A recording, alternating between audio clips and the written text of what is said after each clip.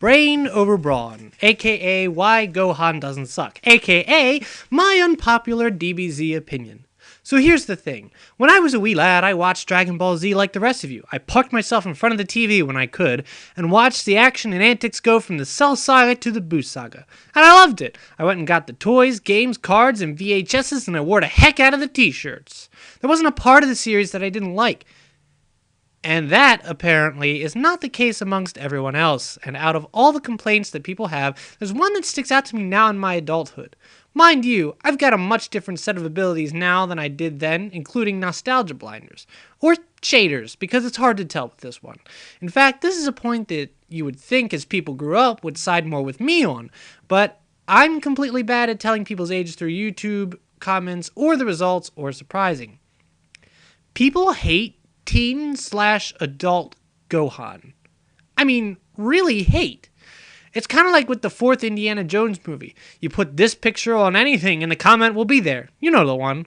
Gohan was so much cooler in the Cell Saga and then he became a little bitch. Or, any variant of that, claiming that Gohan got weaker due to a lack of training and a desire to be a nerd. It's true. Gohan went underused in the Boo Saga. He spent the beginning of it sadly underpowered, the middle of it being danced around, and the last part of it dead, with one battle in between. It was pretty unfortunate considering he was the secret centerpiece of the previous season. He was nowhere near the hero that he was back then, even after his major power-up. It goes down in history as one of the most prominent cases of badass decay ever. But why? Let's start by looking at the end of the Cell Saga, because up until then, Gohan didn't do very much.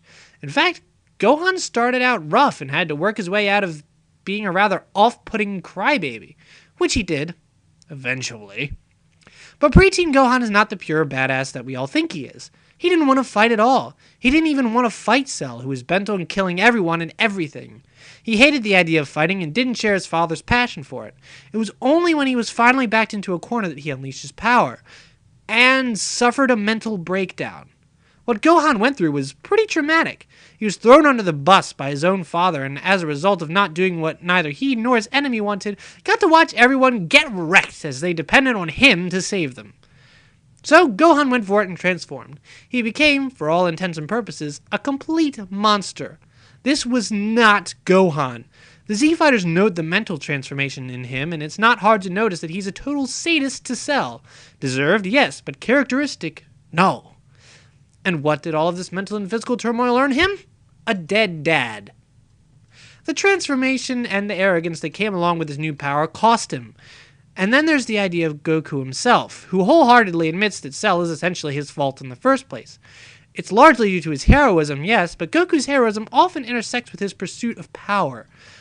Gohan didn't want to fight like his father did, and he was right to think that way because ultimately the thing that he hated and the thing he would transform to do ended up killing his father.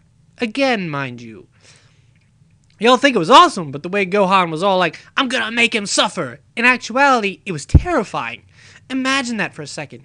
You throw a sweet, peace-loving boy into the wild and he becomes out a bear-eating lunatic that spits on all the things you used to love and can also kill you by looking at you. Now imagine actually being that kid. You could argue Gohan went more insane than he did Super Saiyan 2. Goku's death changed some things. Chi-Chi lightens up quite a bit, Vegeta struggles to find a purpose, and Gohan turns away from fighting. Is it actually any wonder why, though? His greatest power completely changed him into the exact opposite of who he really was. Why would he ever want to have to use that power again? The whole point of his character really is that fighting isn't as awesome as we all seem to think. It's harrowing, terrifying, and corrupting. Now, the anime and manga don't explicitly say that Gohan is suffering from PTSD or anything, but his complete transformation from a badass into a bookworm could serve as proof enough that his bout with Cell changed him profoundly. More proof about Gohan's character? He really doesn't have a fight he's not forced into. He just isn't interested in it. What Gohan is interested in, however, is doing the right thing. He's an ally to good, for certain, and seems to have inherited his father's taste for heroism and justice. He's rescuing and helping people who need it, and only trying to defend those he cares about in every fight. His rage and power peak only when those people are most threatened. Hell, he spends most of the Cell Saga not fighting, but just kind of moving around with people. Literally, the only person he fights in that saga is Cell himself. The rest of the time, he's just helping other people out.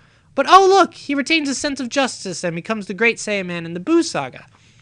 His heroism doesn't require power increases, so he doesn't keep training to save the world until Boo happens.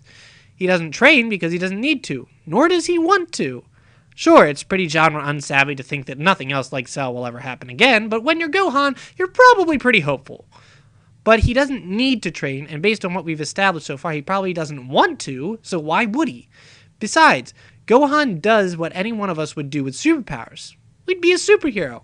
We'd help people and generally be doing awesome things with it. The poses and posturing might not be so prevalent, but at least Gohan has a sense of humor. Most DBZ fans, it seems... Never mind. Let's actually talk about the Boo saga now. So, Gohan has to fight Dabura, and everything goes haywire because he can't quite tap into the power he used against Cell. Can or won't is up to you. The thing is, the plot needs this, so Vegeta can be an asshole one more time, and the plot can progress. This is the point, you could argue, at which the effects of the Cell saga on Gohan's psyche are shown. Maybe it's that he's holding back because he doesn't want to become a good version of Dabura. Maybe there's a kind of fighting your own inner demons theme to the whole battle. Notice who it is that makes the comment that makes fans angry at Gohan. Vegeta. Vegeta, who as a result of this battle, gets mind-controlled. His mind control is only occurred as a result of his character development, and his character development involves him becoming a less proud, less violent person. Vegeta is intended to come off as wrong in this point in the story, and all because of his hubris. Mind you, that same trait cost Gohan his father. It's actually one that Vegeta is ridiculously good at up until a few episodes after that. And then Gohan gets wrecked by Boo. Well, then more or less everyone gets wrecked by Boo, but Gohan goes first. And why? The warp effect. Gohan doesn't hold back against Boo and the Boo Ball like he did against Dabura. He briefly becomes the hero he was in the Cell Saga. But that level of power just doesn't cut it anymore, and the best way to show that is to have Boo beat the tar out of poor Gohan. Mind you, Vegeta, who is now stronger than Gohan, barely does any better even with character development. Whoa, Boo is one badass fellow. Except Gohan lives where Vegeta dies. Granted, Gohan spends the whole next saga standing still. He then comes back with a vengeance, and this is where things kind of fall apart though. Gohan got to be a badass again, sure, but it pretty much amounted to nothing. He's claimed to be the strongest unfused character in the series, but then proceeds to be overshadowed for the rest of the show. The Boo saga and its ending are things we can talk about later. I don't like how it ended, and while that problem is related, it's not something we'll get into here. As far as his last fight in the series goes, though, yeah, his beatdown at the hands of Boo is not a very good send-off. But that doesn't make him a bad character, and it doesn't make him completely lame. Gohan, like Vegeta and Piccolo, among others like Krillin, simply has character development. They become better people, and that's okay. Vegeta needed to get rid of that attitude because it got people killed. While Gohan's flaws weren't always so readily apparent, he kind of fixes what's wrong with the whole Dragon Ball Z universe. He sends the message more than anyone else in the show that fighting is not good and not humane. That seems like the opposite of the point of a show where big flashy battles are the selling point, but it's kind of a childish perspective on the whole thing. I never hated Gohan. I liked the fact that he grew up and focused on his family. I could relate with that because even as a young lad, I wanted to grow up and have a family, and plus I kind of had a crush on Videl, so I never hated him. As an adult, I still don't hate him. I like him even more. It's because he's different. He dares to be different. His father was always pushing him one way, and his mother pushed the exact opposite. Ultimately, Gohan chose the option that was less dangerous. And you know what? He's allowed to. Not everyone is going to want to turn out to be a muscle-bound guy. Not everyone will relish in what their parents did. As a kid, he didn't seem to like studying as much as his mother wanted, but A, he was a goddamn kid. What kid wants to be studying like that all day with Chaucer and Balzac? And B, it's hard to deny that English dubbed Chi-Chi was more like cray-cray. Maybe he really liked being an academic, at least more than he did fighting. Maybe it's a personal point, but I think it's fantastic that Gohan's a nerd because, well, many of us watching the show are nerds. A lot of nerds have stories about breaking away from their fathers, wanting them to play sports and be normal in favor of niche hobbies and interests. Gohan made that more okay. He made it cool to defy the expectation and become book smart while retaining the good qualities of a tough person. Gohan never once proved that he was a wuss. He was brave in the face of incredible danger and still fought battles he couldn't win. That's far from being a wuss. It's just that he was, in the Boo saga, surrounded by people who had surpassed him in the strength department. Again, we can talk about that all later, but none of that voids Gohan's bravery, superhuman strength. There's probably a case to be had that Gohan represents us. As a child, fighting seemed heroic and cool, and we all wanted to do it. But like Gohan, we all move on and see that fighting does not necessarily beget justice. Violence hurts. It isn't a great way to have a cool factor, and there's other things out there. Gohan moves on to other things in a world with characters that still enjoy the fight. And by the end, Goku and Vegeta are okay people, so that's great. And Gohan opts to help in other ways, and that's fine too.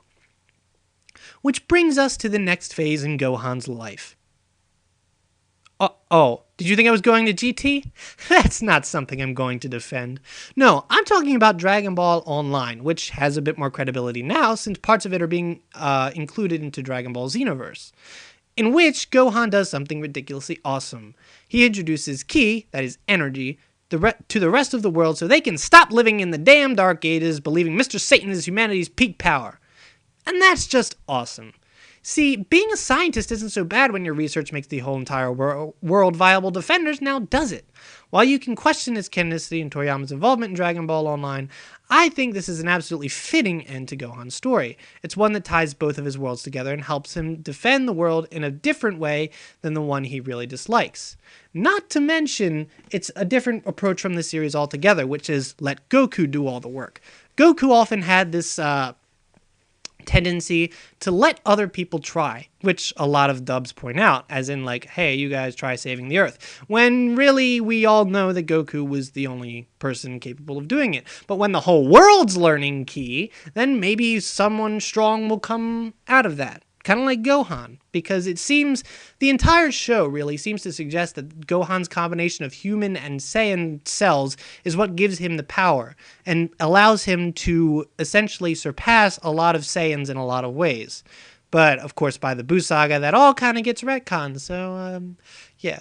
Seriously, though, stop hating on Gohan. Out of all the characters in DBZ, he's arguably right up there with Vegeta in terms of ones that hold up as actually good characters even as we get older. Yes, he got weaker, but his reasons for changing are completely justified, and the show needs a character like him. I just wish he'd been handled a little bit differently in the end and gotten one last hurrah after his defeat. But again, that's a discussion for another day. Another day, perhaps.